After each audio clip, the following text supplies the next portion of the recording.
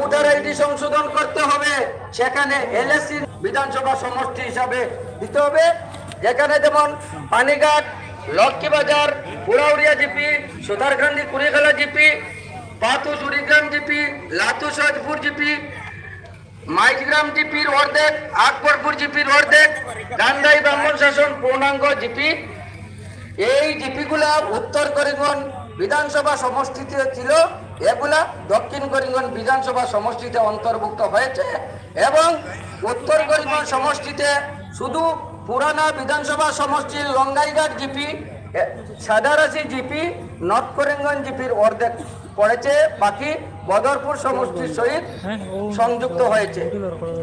এভাবে আমরা বিভিন্ন জায়গাতে দলীয় পর্যায়ে আমরা অ্যাওয়ারনেস মিটিং করেছি, যাতে সাধারণ শ্রেণীর মানুষের কাছে ডিলিমিটেশন প্রক্রিয়া এবং সমষ্টি পুনর্নির্ধারণের প্রক্রিয়া সম্বন্ধে সাধারণ শ্রেণীর নাগরিক যেন ওয়াকিবহাল হতে হয়। আমি সেই বলে আপনাদের কাছে দাবি রেখেছি যে আমাদের এইবার এআইডিএফ দলের যে প্রার্থী মনোনয়ন করা হবে, এআইডিএফ দল বিপুল ভোটে নির্বাচিত হবে।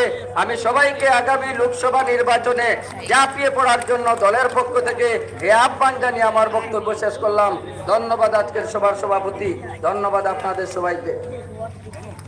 ধন্যবাদ আব্দুল কাইম চৌধুরী ভাই, আপনার এই সংক্ষিপ্ত জ্বালাময় বক্তৃতা প্রদানে আমরা অনুপ্রাণিত হলাম। আমি অনুরোধ করছি, সবার শুরুতে যেভাবে অনুরোধ করেছিলাম, আজকে